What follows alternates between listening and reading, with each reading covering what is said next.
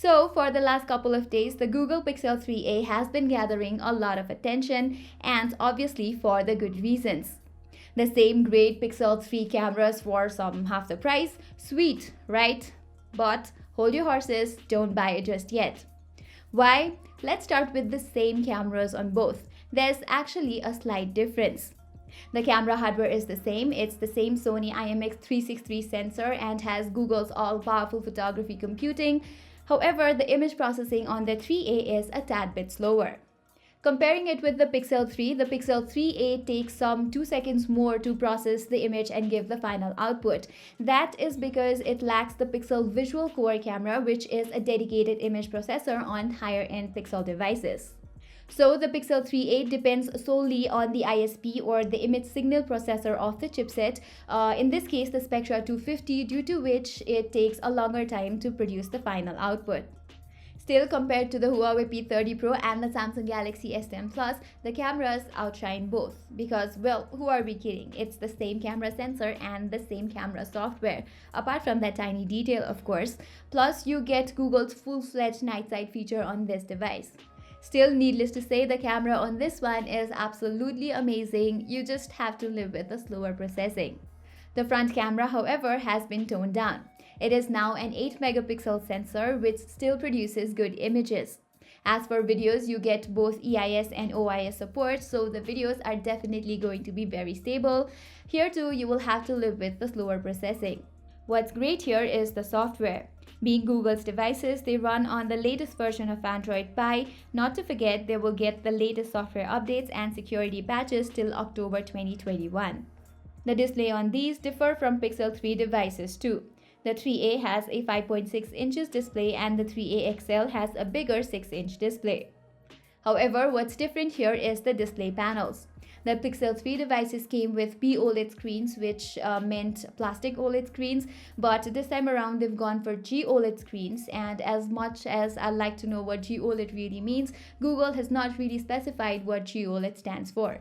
But whatever that may mean, the display with Full HD Plus resolution still looks sharp and vibrant, although it comes with a less popular dragon tail glass protection on top.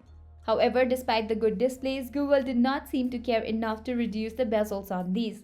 It still rocks the old school design at a time when water drop notches or punch hole displays are the trend. In this crowd, it looks like a phone straight out of 2017. But then again, maybe Google wanted to differentiate it from the others. And since this is a toned down version of the Pixel 3, maybe they did not want to deviate from the signature design. Well, I am willing to give them the benefit of the doubt in this one. Also, on the design front, it goes fully polycarbonate from the glass back. But for the price, a plastic body seems a bit too less. Another step down here is the performance. This phone packs in the Snapdragon 670 chipset, which is a decent performer, but competitors in the similar price range are offering more powerful chipsets like the Poco F1, the Realme 3 Pro, and the Xiaomi Redmi Note 7 Pro. So maybe they should have gone for the Snapdragon 730 or the Snapdragon 675. Again, another letdown to me is the storage. Yes, you get 64GB of it, but no expandable option, and 64GB in 2019 feels like the bare minimum. Also, you don't get any other variants with larger storage.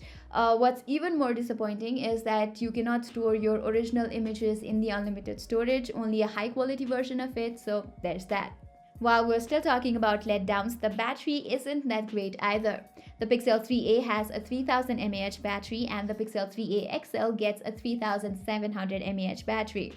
Although it is bigger than what we saw on the Pixel 3 and Pixel 3 XL, it isn't that great when compared to Samsung or Realme or Redmi mid-rangers, so the endurance takes a hit too.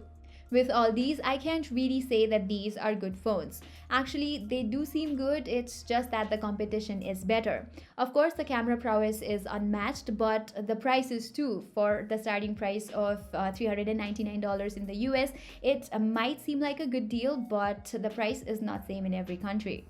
And if you look at the price in India, it costs you 40,000 and 45,000 Indian rupees respectively, for which you can get the upcoming OnePlus flagships with fancier designs, bigger displays, and better processors. And not to mention, phones like the Redmi Note 7 Pro and the Realme 3 Pro come for half the price. Moreover, other phones like the Realme X and the Redmi K20 Pro are also launching very soon, so I would rather wait for those phones. What Google's selling, however, is the brand name, those crisp stock Android software updates, and the cameras, of course. But still, for the price, the Pixel 3a and 3a XL don't look all that appealing to me. So in the end, it all comes down to what you prefer. If you want a standout Google device, then you can't really go wrong with them. But if you're looking for value for money, I think there is plenty of fish in the sea.